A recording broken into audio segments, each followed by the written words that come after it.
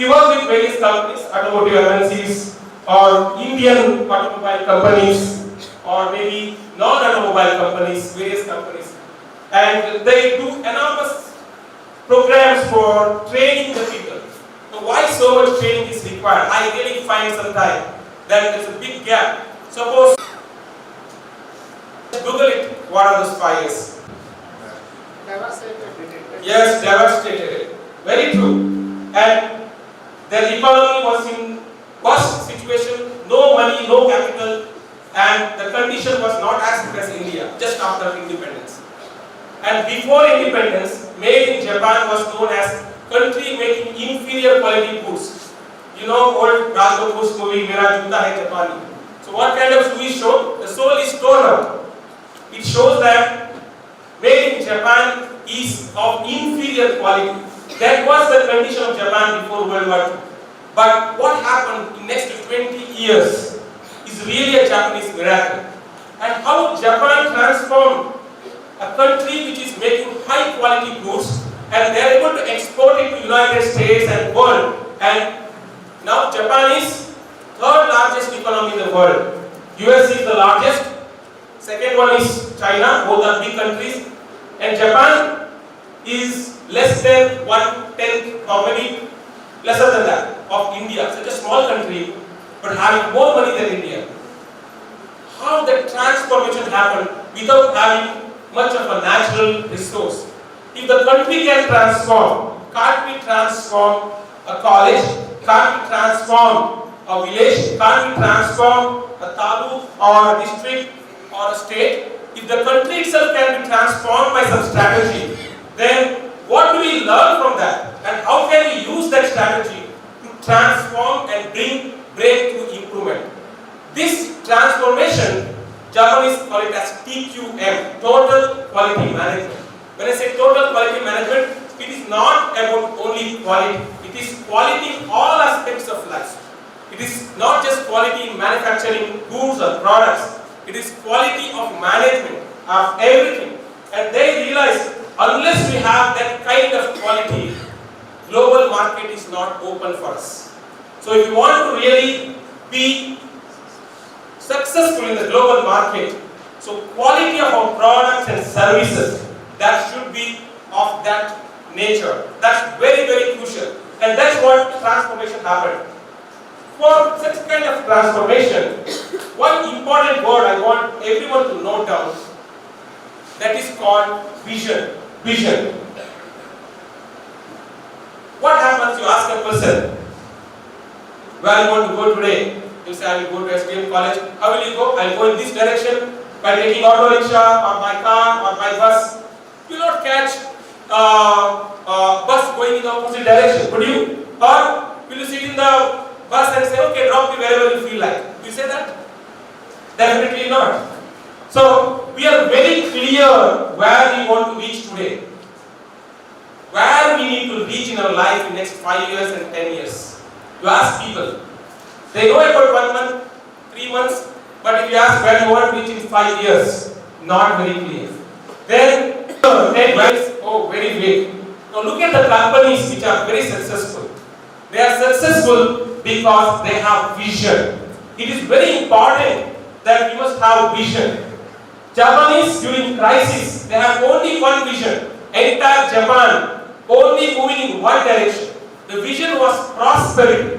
And vision was prosperity through industrialization. That was the vision. If that is the vision, how to make sure that everybody, 100% of the people focus towards that vision. And they wanted to create the momentum in the country for which Professor Ishikawa. Please remember, they are all professors. Who are the wealth builders of Japan country? The silent nation builders and builders of the wealth for the nation, they are all professors. They are the people silently guiding, coaching, mentoring, and developing that kind of talent and competence who will go back and become big industrialists or work in the country and big transformation, such kind of things. So they have a very big role. So vision is very important, which helps us to have a common direction. Suppose I have big vision. I have big vision. But I don't do anything. Will it come true? No. So vision without action will remain as dream. So vision with action can change the world. So vision and action are two important things for which we need to develop competence so that we can make it true. So there is a breakthrough management strategy used by Japanese companies and some of it is used by American companies. First one, they call it as Kaizen. Kaizen. K-A-I-Z-E-N. Please note down this term. K-A-I-Z-E-N. Okay? I don't want you to learn Japanese, but I am telling you to note down this term so that later on you can Google it. Okay? Nowadays if you have a term, you can Google and learn quite a lot. Anybody knows what it is? Continuous improvement. Yes, very good. Thank you. Excellent. Let's clap. So, Kaizen stands for change for better. In Japanese, Kaizen, change for better. That's the meaning of Kaizen. And we need to really work on doing improvement after improvement. Now, in this college, in last 1 year, how many documented improvements are there? Before, after. How many are there? Any data? No data. Right? If you go to companies practicing TQM, whether it's an educational institution or manufacturing industry, they have displayed these many improvements we did before, after Kaizen. Because Kaizen is deep rooted in Japanese industry. Deep rooted. They will do improvement. Okay, the plug is here. How can we make it better? Which is the best place for accessibility? They will do some improvement. They show before, after. This was like this before, afterwards like this. Now we standardize it and lesson learned. Like this, they do number of Kaizens. And can you imagine how many improvements employees do in a year? Any guess? Suppose there are 100 people in the company. How many improvements they may do in 1 year? Any guess? One per person is 100 documented improvements before, after. Not bad. So if there are 100 students, 100 improvements. So like that. Or if there are 100 employees in the company, say 100 improvements. Not bad. Many Indian companies are not able to do even that much. 1,000 workers will be there. In 1 year, they are not able to do 1,000 improvements. And what happened in Japan? Toyota. Toyota is really benchmark for the world. It's a company on which highest number of books are written. Can you guess how many improvements they do in a year? One employee in a year does more than 40 improvements. 40. That means 1,000 people are there with 40,000 improvements. 10,000. These improvements are with respect to a job or apart from the job? Regular job is going on. Then they come up with idea. Oh, I have to do this way, productivity will improve. I have to do this way, quality will improve. I have to do this way, safety will improve. I have to do this way, my back pain and other things, bending will reduce. Do improvement after improvement. They never stop doing improvement. This is the Japanese miracle. When I visited Toyota plant in Japan, they openly show the factory. Do you know, very interesting thing, if you go to Japan, you can visit Toyota factory, you don't need anybody's permission. Okay? In India, you can't visit factories. But in Japan, if you want to go with family to Toyota factory, you have to just book in their website in advance and they will take you in the company bus. Then will be one guide who will show you the entire factory. Take a tour, show various practices and drop you back. Free of cost. And every year they show their factory more than 2 lakh visitors. So many visitors, they are showing the factory. Then one question arises. If all people go there and look at the Kaizens that they have done, so many improvements they have done, they may copy their Kaizen. They may copy their improvements. Oh, you did this improvement? Shall we copy that improvement and implement in our company? When it is asked to Toyota people, your competitors will come and copy your improvements. What will happen? Toyota people replied, they can copy your improvements, but they can't copy your improvement culture. Because improvement is deep rooted in the culture of Toyota. Now this has made significant change in the Japan. Professor Ishikawa is my guru's guru. I am student of Professor Kume. Professor Ishikawa started this movement movement of QC circles and Kaizen in Japan. And he started teaching in radio. And when he started teaching in radio, entire nationwide, it became a momentum. And what is the formula of momentum? Physics formula of momentum. All our common students. Yes? Mass into velocity. Suresh sir can correct me if I am wrong. So, mass into velocity. Mass means what?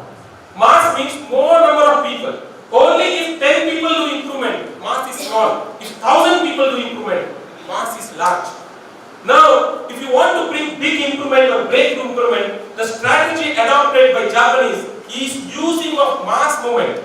Improvement became mass movement in Japan, and more than 10 lakh QC circles started in 1960s when Japanese understood that the strength is manpower and they have to utilize the talent of the people, because Japan was not having any other resource. The abundant resource that time available in Japan was only and only manpower. The same situation we have in India today. We have a lot of manpower. But what Japanese did is, they skilled those manpower, use them to do a lot of improvements, and that has transformed. And that's why it is important for us to adopt this Japanese strategy, how we can bring the improvement mindset and skill set, so that when they go back to industry, they do many kaizens and company can do improvements. This is one strategy. Another thing is, these are small improvements. These kaizens are small improvements in many numbers. But it is also important for the company to bring breakthrough improvement is big improvement projects. That means structured problem solving or big improvement projects. These improvement projects are done by both Japanese industry and American industry. American industry is not very successful in bringing Kaizen culture. Even are not able to bring operators' involvement in the company. They are not able to do so many Kaizens, operator involvement, whereas Japanese could do. And I can tell you, several Indian companies adopted these Japanese practices. To name few, one of my clients' companies, Sundaram Clayton, TVS Group, or Mahindra Farm Sector, Tractor Division, they have highest market capital in or market share in tractor industry in India for last 35 years. And Mahindra being Indian company, about, if you say the entire worldwide number of tractor wise, they are selling highest number of tractors globally, Indian company. Not in terms of revenue, but in terms of numbers, Mahindra is selling highest number of tractors. How such kind of change Mahindra could do? They adopted Japanese practices. Doing Kaizen. In Mahindra they do 12 to 20 Kaizens per employee per year, which is very big number of Kaizens. And vision. I still remember Mahindra took over Swaraj division. I will share some of the experiences that I have. Maybe it is of some use. When I went to Swaraj and asked people, they said Swaraj was like a government company, Punjab Tractors. It was making big losses. They were not in good shape. And that time Mahindra acquired that company. Now the company is doing extremely well. In fact, in the next 3 years, company won the Deming Prize after Mahindra acquiring that company. What kind of strategy they used to transform the company, such a big company, and convert the loss-making company to highly profitable company. Not only profitable than other units of Mahindra and Mahindra. Such kind of transformation happened. They adopted these Japanese practices, and one thing they said is, the vision is 3-2-3. They said triple the sales, double the sales, triple the profit in 3 years. 3-2-3. Okay, so triple the profit, double the sales in 3 years. Now you ask anybody, they say, I am doing this project. Why are you doing this project? Because I want to increase my company's sales. I want to improve quality so that the cost comes down, rejection comes down. Everybody is able to do number of projects. Now, improvement projects is one of the important things that the candidates must be able to do, and that can help really to bring mass and velocity, speed with direction. And mass is going in right direction, good speed, can really bring this kind of breakthrough in the company, which the common strategy which can be adopted in any place, whether it's a village, whether it's a temple, whether it is a school or college, involve everybody, take improvement projects, do small improvements. This is something and have common purpose or common vision. That is very important. So, as a company or a business, they look for market share, profit, and operations level goals and process level goals are there. Goals will move from top to bottom, but benefits and improvements will move from bottom to top. At bottom level, many improvements are done, and at top level, they find lot of benefits to the industry. This is what people are able to do. Okay, the fundamental difference in Japanese approach and American approach. Okay, what is the first priority for any company? You have profitability, you have cost, you have quality, you have employee satisfaction, you have customer satisfaction. There are so many things the company has to do. What is the first priority of the company? Quality. Yeah? Employees. Employees is first priority. Then profit is first priority. Many school teachers that first priority of the company should be profit. If you don't have profit, you can't survive. This is the common teachings in American management school. But Japanese don't teach that. So Japanese teach differently.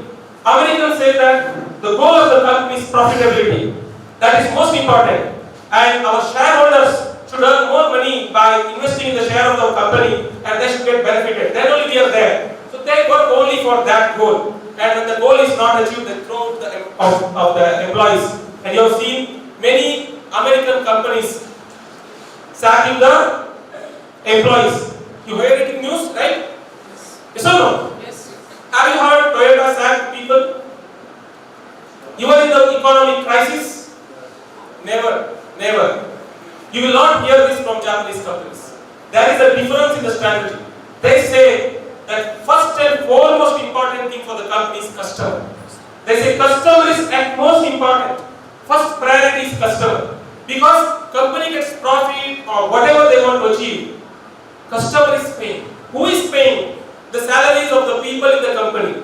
They think company is paying. If I am working for Mahindra or Tata or Bosch, they think Mahindra is paying me or Bosch is paying me. But actually customer is paying the salary. Because salary is coming from the customer's pocket to the company and company is paying. So they make people understand that customer is most important. The first priority. So this is the revolution in the thought process developed by Professor Karao Ishikawa. And he said next process is customer. And if you want to understand that the same concept, my Guru N. Ramanathan puts it in a different way. He says, forever serving the needs of the customer itself should be the first priority of the company, and forever serving the needs of the patient should be the first priority of hospital.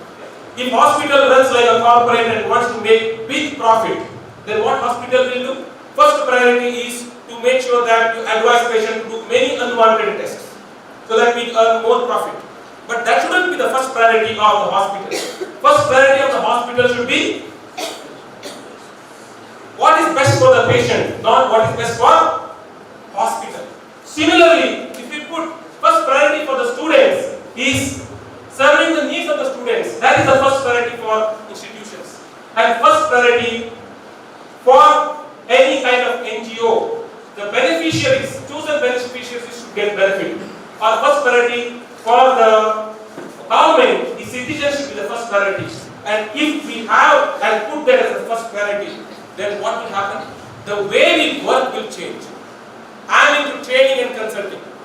My priority should never be how much profit I make. My priority should be how much profit my client gets from my training and consulting and projects. That should be my priority, not just preaching. So it is, if we do that, automatically everything will come true. Because if you put such a kind of a priority, hardly you have competition. Because there are many people chasing only profitability, and there are less people who are genuinely concerned about customer and trying to do best for the customer. Such people are less. And if you belong to that category, do you think you will have competition? You will never have competition. So that is the priority Japan is chosen, which is a strategy they adopted. Now, some of the comparisons of American business and Japanese business, shareholder and customer I told. First priority, quality they have given, customer they have given as a priority. There is a difference between cost cutting and reducing wastage. What do you mean by cost cutting? Take a scissor and cut the cost. Right? Oh, why the fan is running? Oh, let us cut this cost. Or why this is going and cut? That is cost cutting. Japanese don't believe in the cost cutting. Right? They don't sack employees, they don't try to cut the cost. Then what Japanese do? They work on waste reduction, non-value added activity reduction. I'll touch upon this as we move on. Can you guess how much percentage of non-value added activities may be there in the industry or in the institution? How much percentage may be non-value added? 30%? 60%? Yes, please. Any guess? Non-value added, which is of no use. There is a technique called value stream mapping. You can make a note of it, Google it, you will get a lot of information. We are doing a lot of work on implementation of this. Value stream mapping. It's a technique. Now, when we go to industry, we need such techniques, and we don't get it in institutions. That's why we have to develop those skill sets when we go to companies. When we apply value stream mapping, we are able to evaluate exactly how much non-value activity is there. To our surprise, when we did it for many companies, and many companies did their own also, and it is more than 95% non-value added. Non-value added, more than 95%. It is very difficult to believe. In the companies. In government and institutions, it is more. In the service sector, it is 99%. Now, for this, if you want to understand, you need different goggles, different eyes, different spectacles to see that non-value added activities. So what Japanese do? They start seeing non-value added activities. Japanese professor Shigo Shingo, once he was buying bananas, and he started thinking, banana has a skin. I am eating only banana. Skin is required to protect the fruit. If any thickness of the skin of the banana is more than required for protecting the banana, that is waste. How can we grow the banana with only that much thickness of the skin? We should only protect it. Otherwise, it is waste for me. See, they are able to think. You know Japanese watermelon? Japanese watermelon they are in cubical shape. They are in cubical shape because when it is in cubical shape, when you put it in the refrigerator, it correctly fits and it won't waste the space. And when you transport, it's very easy. When you keep one or the other, these watermelons, there is no space in between. The space wastage is not there. Can you imagine this as a waste? We think watermelon should be in round shape and there should be gap and it is perfect. But Japanese have eye to see non-value added activity even in natural things and man-made things. So many NVAs they are able to identify. I'll touch upon this later on. And they relentlessly work on reducing these non-valued activities. Then profitability is there. So what makes them more profitable is reducing non-valued activities. Not just cutting the cost, employee cost, cut this, employee salary, cut this. No, they don't do that. They see how can we reduce non-valued activity. So, new product development, Americans have got a lot of strength in R&D, innovation. They have the strength of American business and they are very good in branding, marketing. American companies are very good in that. We have a lot to learn from American industry about that. In terms of goals, once you go to company, you will be getting KRA. What is that KRA? Key result area. So company will tell, if you achieve this, your salary will increase, you get this much bonus. If you achieve 5 rating, if you achieve 4 rating, if you achieve 3 rating. If your performance is performance appraisal system, I'm sure you all know about it, right? Performance appraisal system. If you score 2 out of 5 or 1 out of 5, you are likely to lose the job in next 1 year time. In the company, because your performance is every day evaluated. Now, what American companies do? Yes, performance management system, deploy the company's goal and give to the people, give a stretched goal, target, management by objective. What Japanese did is, okay, you give that objective, you give the target, but you bring a cooperation among the people to achieve those targets and give methods. Don't give the target without giving means or methods to achieve the target. I will tell, achieve this much of sales. How to achieve? That is left to you. You achieve somehow. Japanese won't do that. Japanese tell how to do. What is the means and methods? They focus on the process, not just on the result. This is the comparison of some of the concepts used by Americans and Japanese. Then what is the strength of Americans? Say, for example, one of the things is innovation. Innovation. Do we teach innovation? Do we teach innovation here? Okay, let me ask maybe a simple question.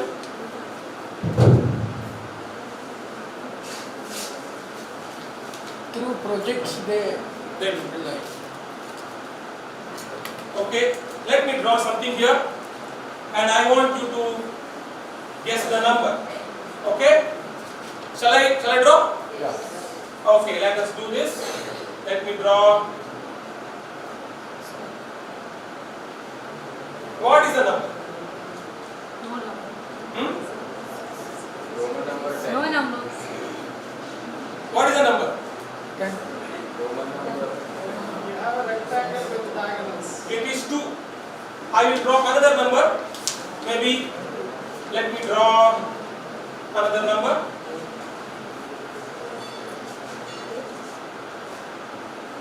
What is the number? Number is 3. Can you see my 3 fingers there? Earlier my finger was like this. Do you think anybody will hold the paper like this? Or do you think anybody will hold the paper like this?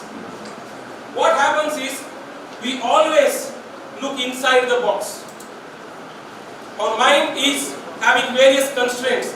We don't look at outside the box. There is something possible beyond the box. So, there are many techniques. There are many techniques for doing innovation. It is very important to teach innovation. There are various tools for innovation. Americans are very strong in that. How can we develop innovation mindset? And what kind of techniques do we teach or do we develop in the companies or in the education so that we can bring innovation? And Americans work with scalability. Whatever they do, it should be that they should look at market, global market, not only local. How they can get scalability, how they can do good branding and marketing. And Americans are very fast in making decisions. They start the plant, they close the plant. You know, some of the American companies close the plant in India. Automotive companies, do you know them? Ford recently stopped their plant in Chennai. General Motors, they had plant in Pune, Talegaon. They stopped the manufacturing in India. And Toyota said that they will not produce much in India because it is not economical to produce in India automobiles because of higher taxes. That's what they say. So if you want to buy maybe Japanese car, it's very cheap in Dubai compared to what it costs in India. So lot of reformation is required in the structure to bring competitive advantage. How many of you have Indian phone? Indian brand made in India? I'm sure all of you have phone, right? And where it is made up of? Which country mostly? China. China. Can't we make mobile phones in India? How much Apple phones are made in China? And why can't we make in India? Can't we produce that kind of a quality which can be exported across the globe? If you want to be profitable, you have to look into that area. Recently, you might have seen this in the news in the Economic Times that in Tamil Nadu, Tata has set up a big factory, and mostly rural women are getting employment. About 5,000 people are recruited, and they have plans to go up to maybe 50,000 people in the near future to produce Apple phone parts in India. That's a good news, right? So we have to have many such things to bring in Indian industry as a country making lot of exports. So Americans are good in speedy decision making. Plant is not performing, loss making, close the plant. start the plant somewhere else. Japanese don't close the plant. They care for employees. They don't close the plant. They will not expand it, but they will not close it. They will take care of people. There's a difference in the strategies that they do. So, as innovation tool, have you heard about this TRIZ? Anybody? TRIZ? Okay. See, if one has to learn this innovation technique, TRIZ for 5 days, it will cost at least 1 lakh rupees. Why can't we teach this in college and develop innovation mindset? People don't have to pay so much, right? So, I was trained by Darren Munn from United Kingdom about TRIZ, and there are 40 innovation principles. This is developed by Osler from Russia. So there are different innovation principles. How we can bring this mindset in the country so that people go beyond the routine job and come up with innovation. So then this full form is in Japan. This Russian. I can only say it is TIPS, Theory of Inventive Problem Solving. That's what this stands for. Then have you heard about mind mapping? Mind mapping. Anybody? No? It's very common to mind mapping. These are the tools you require when you go to industry to have creativity. Now, if you learn the technique of mind mapping, what can happen is we can really bring lot of things very creatively on a paper. And also remember, if you learn mind mapping technique, all the students can score better in the examination. You know why? It's the best way to remember. Okay, I'll ask you a simple question. Orange. If I tell orange, what do you get in your mind? Orange. Orange color. Or fruit. Anybody got ORANGE? Nobody. Brain doesn't understand English or Hindi or Kannada or Marathi or Tamil. Brain's language is color, picture, senses. So brain takes that. How can you activate brain? By using the technique of mind mapping. Tony Buzan developed the technique, and if you use this technique, many things you can remember. So we must know the techniques and tools and techniques so that we can adopt this kind of mind mapping. There are tools like affinity diagram. These are the techniques used by industries. The tools I'm saying, industries they apply this to bring innovation. So how do you overcome the startup problems? You can create a affinity diagram. Or how you can make a great learning experience in the college. You can make an affinity diagram. There are techniques like lateral thinking, six thinking hats. Various techniques are there which if we learn, we can do many innovations in the country, and we need to bring that kind of mindset in the country so that we use this innovation as one of the strengths and develop that mindset in the college. Some of the startups I would like to say, which I know, when you want to do startup, important thing is they must have some vision. This person I know, I only put the people whom I know. This person I know, his name is Ganesh Hande. He is from a very humble background. He was a operator operating a machine. Okay? And he purchased a second-hand machine of injection molding machine.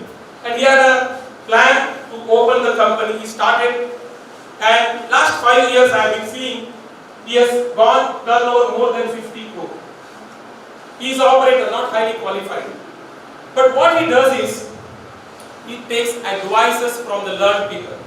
He says, you tell me I want to do and I want to excel. I want to apply good concepts. If you go to his company, you will find Kaizen, number of Kaizens. You will find lot of awards, innovation, small company. Right? Very important. Yesterday I think ma'am was telling about some example from here, auto rickshaw. I heard that. So, another person with whom I am interacting regularly, his name is Rajendra Kature.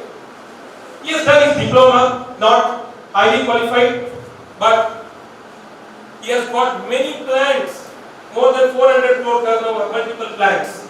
He could. Why? Because he says, whatever trouble is there with the customer, I will go and help. Whenever there is a crisis, he is there with the customer. He will sit day and night, make sure that all the new products and everything is developed and customer is the first priority, quality is the first priority. That mindset is there with him, and that helped him to sustain in all the difficult times. And another person I have not met yet to meet, but I'm guiding this company. Mr. Vivek Charles Hegel. If you Google, you'll come to know.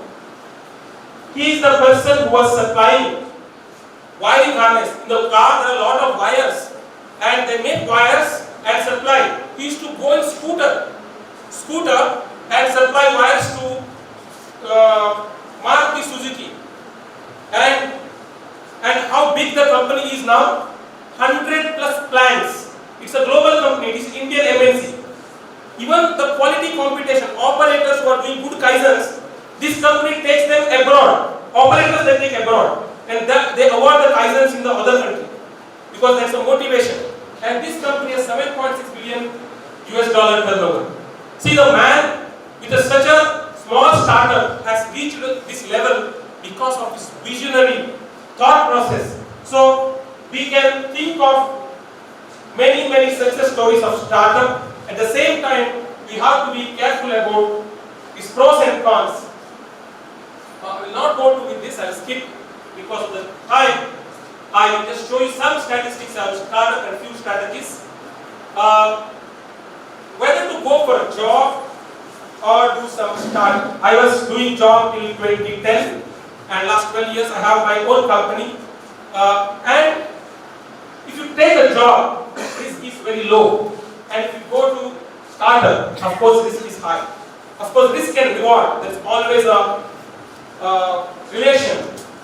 And job you can get the salary very quickly, whereas in startup you may have to wait.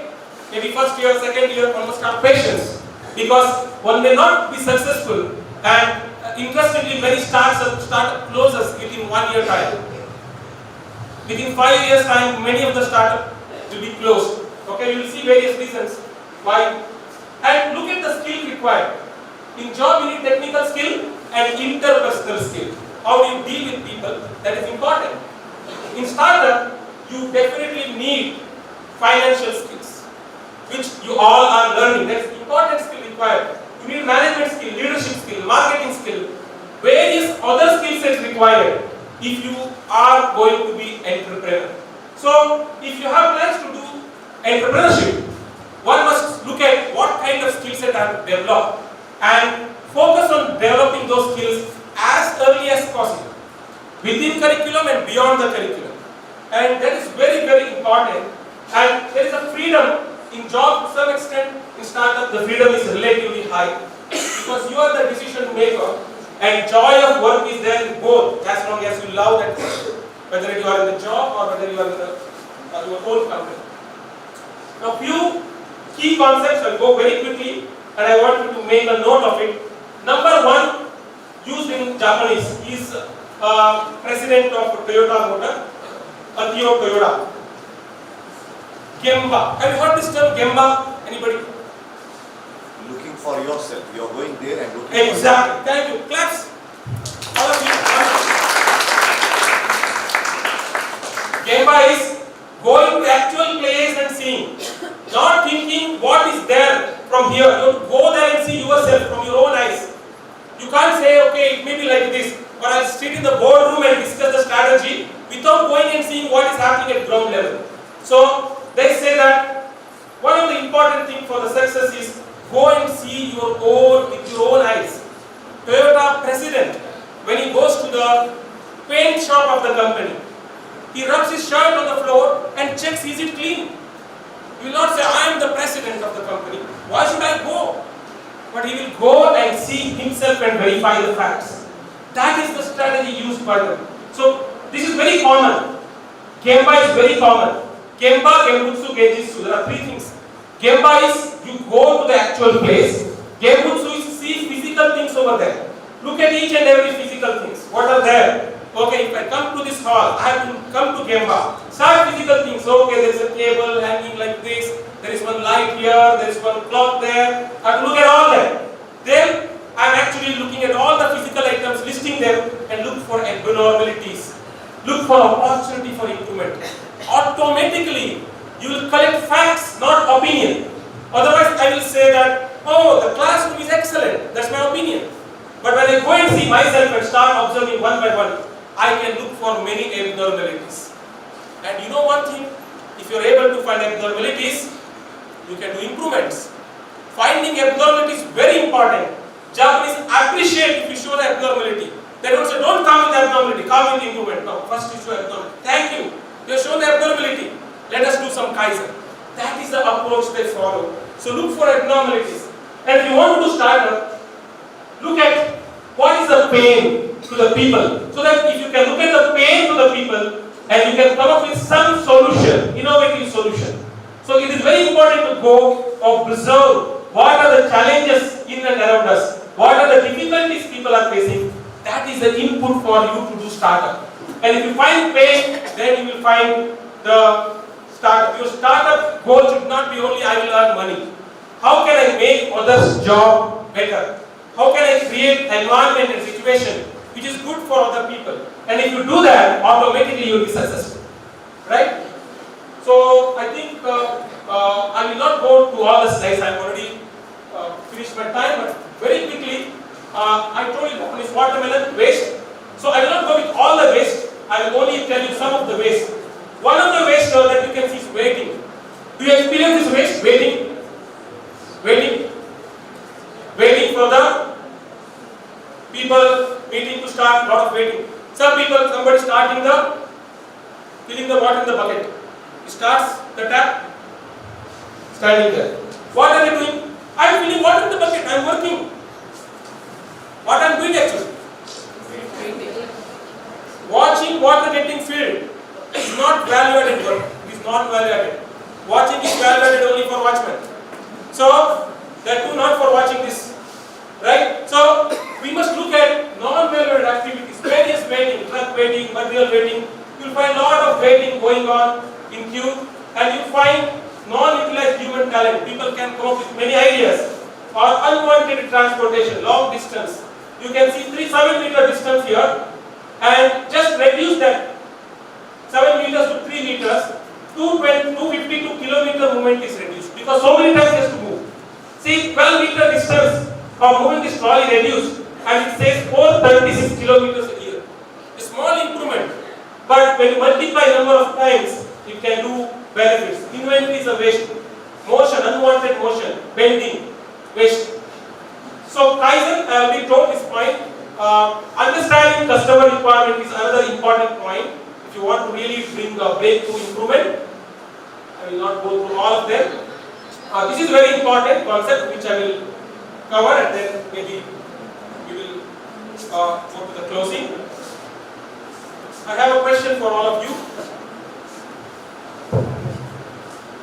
Here is a glass bottle. Okay, I am going to fill some water in the glass. I want you to observe, and then whatever I have done, you must say I should do same thing again. Is it clear? Yes, sir. Okay. Please watch whatever I am doing.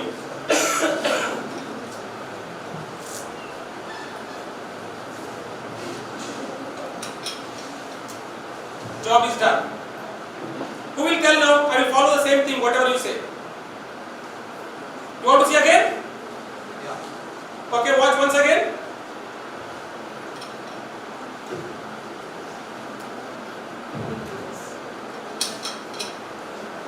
Done. Fill the glass at one single time, at a stretch. Pick the.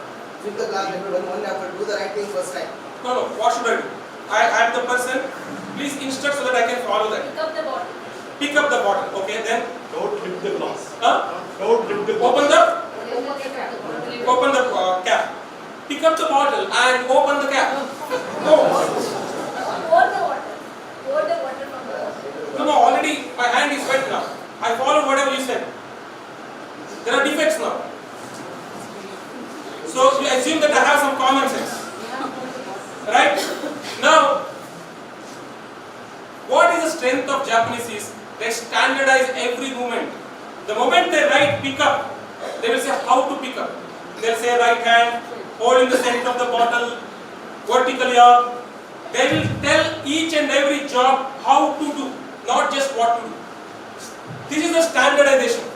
Any job that they do, they will create standards. Like Japanese stores, when you go to the store for a toy shop, you go with a small kid, then if the toy shop fellow is not responding you with a smile, you may not buy the toy. Suppose you go with a kid and the toy shop fellow says, don't touch this, don't do this, I don't want toys for you. Right? But what the Japanese do, create a standard. When the customer comes, you welcome the customer with a smile. What is the standard for smile? So for kids, smile level should be 9. For a kid, he has to smile, a big smile. And for parents, the smile level should be 4. Create the standard. For everything they create the standard. Japan is successful because they create standard for each and everything. And it contains how part, and standard is the best way. If I have to do brushing every day, what is my standard? What is the best way to do this job so that I don't find problems at later stage?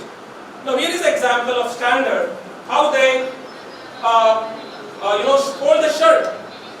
If you follow this, you can fold in 4 seconds. You can fold the shirt in 4 seconds. Just follow this standard.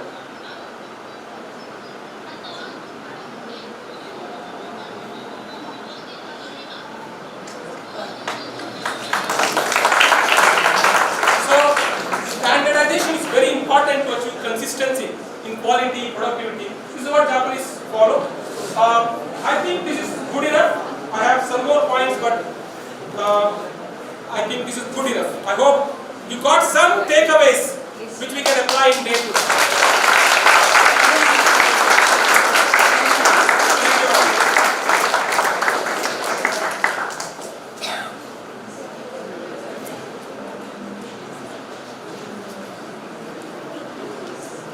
I don't think there's a time for magic.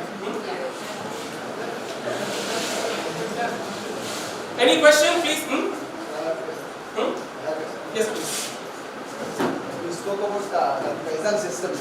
It has been spoken in our theories, particularly in HR. And all the reference books, whatever we open, it has become a four-walled teaching in the class.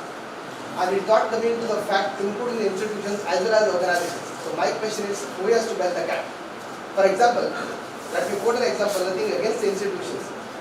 We have a big drama of National Board of Accreditation going on in the institutions. Okay. And also NAC.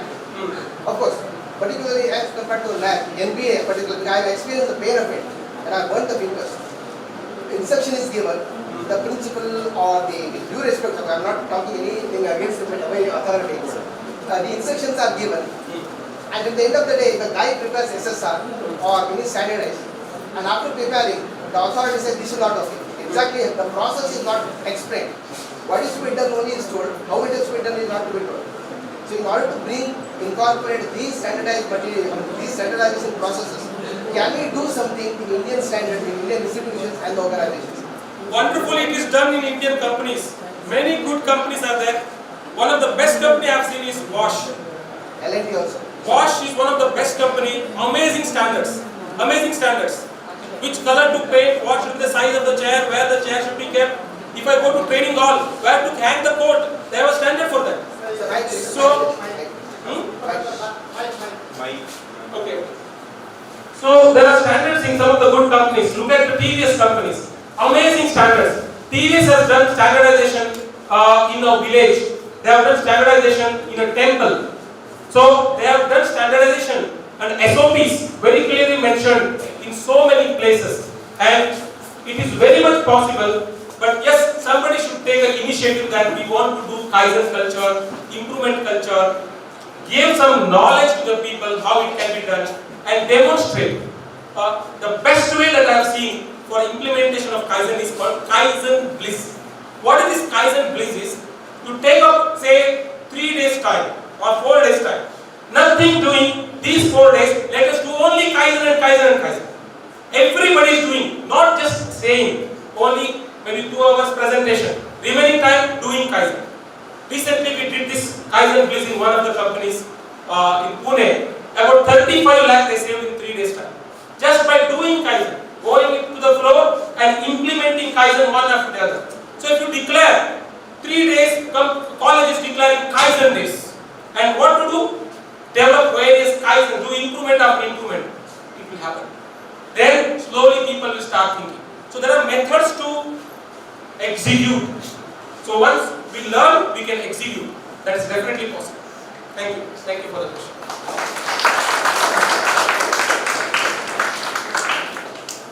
How Kiritsu model has helped Japan startups? Which model? Kiritsu model. I don't know about that model. It is a group of companies comprising manufacturers, distributors, Yeah. Okay. supply chain parts. Okay. Okay. Kijutsu model. Yeah. Okay. Most common model which is successful in Japan, which is known or written in maximum number of books, is called TPS, Toyota Production System, which is well written and executed and across various nations, because highest number of books are available about Toyota and Toyota Production System. That model is considered to be very successful model. It includes supply chain, it includes manufacturing, it includes employee involvement and all that. It's a wonderful model, but this particular model I am not aware. Mitsubishi, you can give an example. No? Okay, Mitsubishi. They have 6 different car manufacturing units, banks, owned by a family. Yeah. Yeah, maybe. There are good strategy. Maybe they will be applying, like Mitsubishi and many companies. They have different methodology. Like Honda follows their own Honda system. Like Bosch says BPS, Bosch Production System. So Bosch across the globe they follow BPS, Bosch Production System. So they have their own standards in each company. They follow that particular principles and methods. But many of them have come from Toyota Production System, originated by Toyota. Yes, please. Japanese, I think,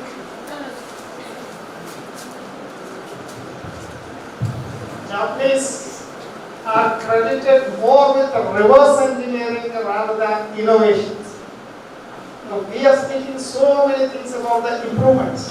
Why are they not innovators? Why are they doing this reverse engineering? Is it that they don't have the original brains? They want to take a product, reverse engineer the entire thing, and then show the world that we have made all these improvements. Okay. When I look at any kind of country or industry, what we must do is we must look at what they are good at. If we want to benchmark innovation, maybe we should not benchmark Japanese for that. We have to look at some other country where innovation is fantastic. How we can learn innovation techniques from those countries which are good at innovation. Japanese, some companies are very good at innovation. One of them is Sony. Sony has done a lot of innovation, and Samsung says, we just look at what Sony does, copy it, reverse engineer it, and launch it just after some days of Sony. They say we don't want to spend so much money like Sony on R&D. So it's all a decision that is taken by the company, how much they want to work on innovation side and how much they want to execute, and whoever has invented, not necessarily very successful. Nokia, do we find today? They have innovated the mobile phone, and number one. Kodak, do we find? Dunlop tires, do you know? So, all innovation, those who developed or innovated, need not be successful. So, sometimes the people who done innovation but others have done much more improvement and can be successful. So, we have to develop innovation, we have to benchmark somewhere else, and whatever we already have to improve, we have to benchmark Japanese. I hope I could. Yeah. Thank you.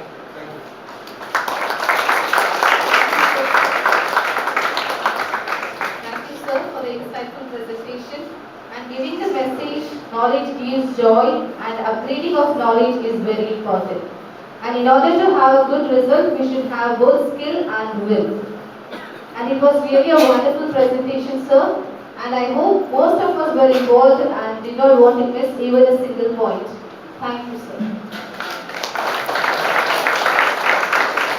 Ladies and gentlemen, now it's time for the delegates to present their papers. The time allotted to each presenter is 5 minutes plus 1 minute.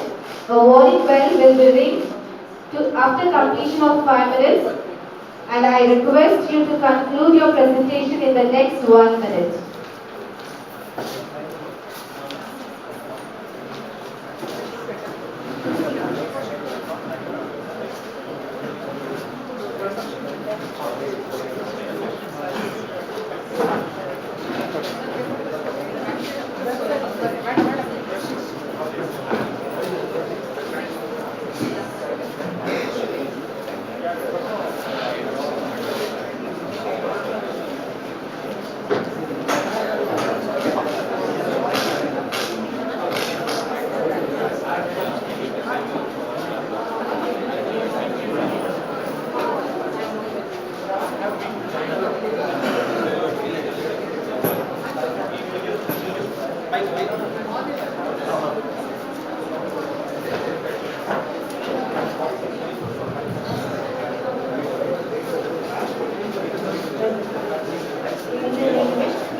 May I request Dr. G.S. Bhatt, the chairperson of today's function, former principal, Dr. A. Padiga College of Commerce, Kumta, to please come on the stage. I request Dr. G.S. Bhatt. A big round of applause.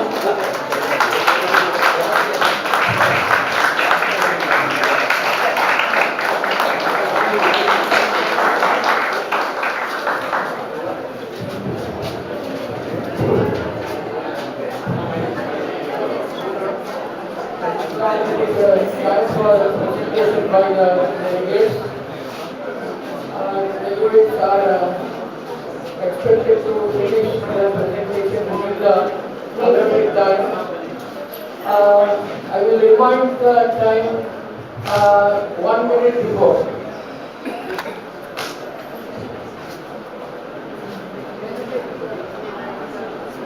Ladies and gentlemen, now it's time for the delegates to present their papers.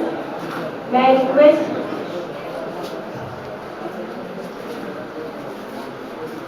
Sri Ramakrishna Shetty and Sri Bhanu Prakash to present their papers.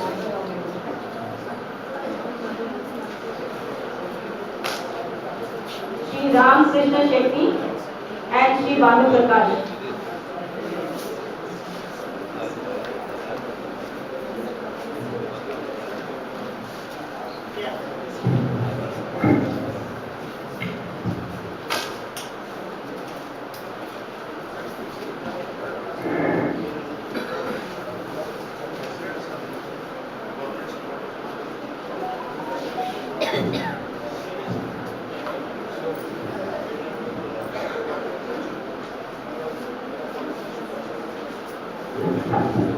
Good morning all. I am Ramesh Chetty, Faculty of Commerce, Alvas College, Murudebri.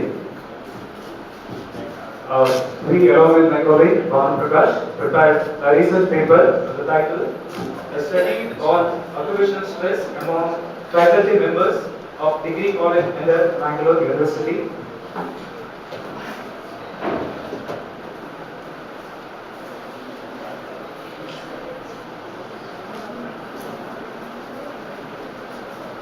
Yes, this topic is basically on occupational stress, and we all know that stress is very common factor for all type of person. It may be in the industry or it may be in the organization or business. It's very common factor, but the reasons of stress is different and its impact also different, and there are different strategies. So in this paper we concentrated on 3 important aspects. One, the reason for stress and impact of stress on different or job satisfaction and performance, and some strategies to overcome stress. So stress is a very common factor. We have taken occupational stress. Occupational stress, general cause of stress, it may be due to working conditions or the environment. The general cause of occupational stress, as mentioned, poor physical working environment or ineffective management in some cases, or job insecurity, lack of communication, heavy workload, lack of autonomy, or project indiscipline, conflict, more salary, or long peak hours. So all may not be the reason for particular stress, because the stress depends upon the type of work. If you are in teaching profession,